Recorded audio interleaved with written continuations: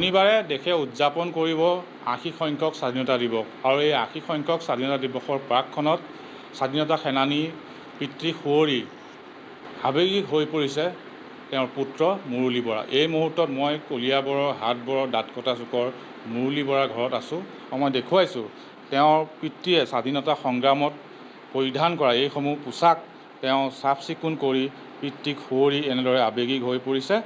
আৰু স্বাধীনতা দিৱসৰ প্ৰাকক্ষণত ৪২ৰ স্বাধীনতা সংগ্ৰামত পৰিধান কৰা পোছাক পৰিষ্কাৰ কৰি পিতৃক সুঁৱৰিছে এগৰাকী স্বাধীনতা সেনানীৰ পুত্ৰ মুৰলী বৰাই। আমি দেখুৱাইছোঁ এই মুহূৰ্তত যে মুৰলী বৰাৰ বাসগৃহত এয়া তেওঁৰ পিতৃয়ে স্বাধীনতা সংগ্ৰামত পৰিধান কৰা এইসমূহ পোছাক আজিও তেওঁ সযতনে ৰাখিছে।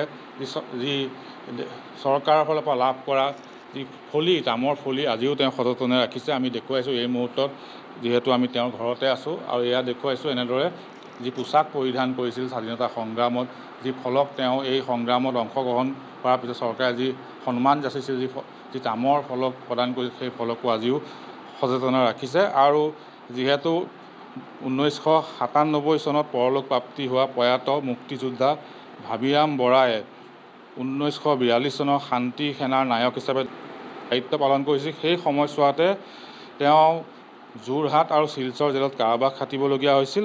আৰু আজি এই স্বাধীনতা দিৱসৰ প্ৰাকক্ষণত তেওঁৰ পুত্ৰই প্ৰয়াত মুক্তিযোদ্ধা ভাবিৰাম বৰাৰ যিসমূহ খাদী কাপোৰ চোলা পোছাক সংৰক্ষণ কৰি পিতৃৰ স্মৃতি ধৰি ৰখাৰ প্ৰয়াস কৰিছে। ইয়াত যিহেতু তেওঁৰ পুত্ৰ তথা অৱসৰপ্ৰাপ্ত শিক্ষক মুৰলী বৰা আছে, আমি তেওঁৰ পৰা আচলতে জানিব বিচাৰিম স্বাধীনতা প্ৰাকক্ষণত আপুনি নিজৰ পিতৃৰ এইসমূহ সামগ্ৰী বা এইসমূহ পোছাক আপুনি সযতনে ৰাখিছে, এই মুহূৰ্তত আপুনি কি ক'ব?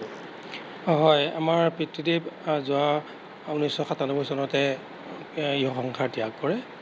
আমাৰ দেউতা স্বাধীনতা সংগ্ৰামী আছিলে। দেউতাৰ মুখত বহু কথা আমি সাধু কথাৰ দৰে হয়তো বহুত কথা শুনি আছিলোঁ।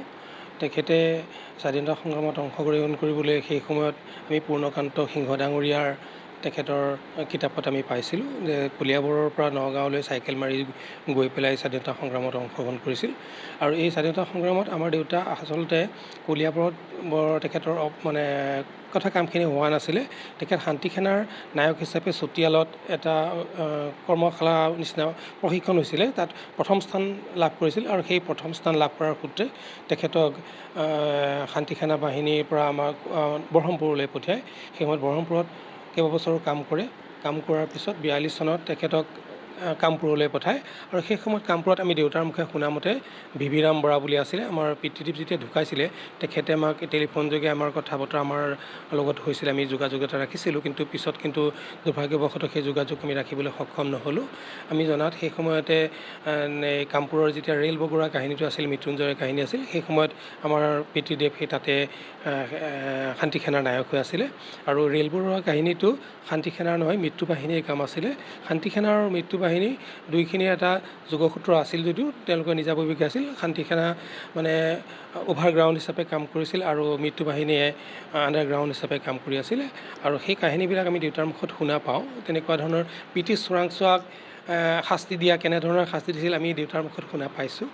যে সেই কথাবিলাক মানে সকলোৱে নাজানিছিল, তৃতীয় ব্যক্তি হিচাপে নাজানিছিল তেনেকুৱা ধৰণৰ তেতিয়া শাস্তিমূলক ব্যৱস্থা আছিলে।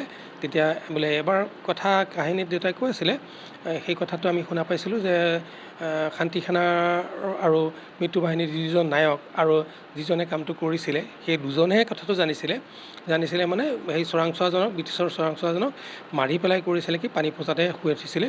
সেই কথাটো শান্তি সেনাৰ নায়ক হিচাপে যেতিয়া প্ৰশ্ন কৰিছিল তেতিয়া কৈছিলে নাই, তেখেতক পানী পঁচাতে শুৱাই থ'লোঁ। এনেকুৱা ধৰণৰ তেওঁলোকৰ তেতিয়া ধৰণৰ কথাবিলাক আছিলে।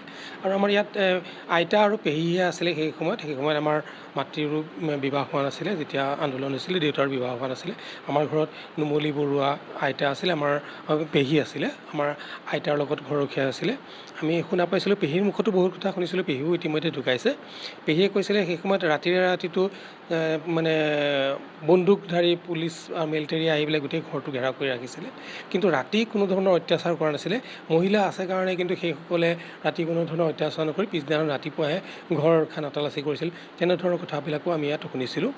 আৰু আমি জনাত দেউতাক সেই নগাঁও কংগ্ৰেছৰ সম্পাদকৰ দায়িত্ব দিছিলে। কিন্তু সেই সম্পাদকৰ দায়িত্ব দিয়াৰ দিনাখনেই তেখেত ধৰা পৰে আৰু ধৰা পৰি পেলাই তেখেতক যোৰহাট জেললৈ নিয়ে।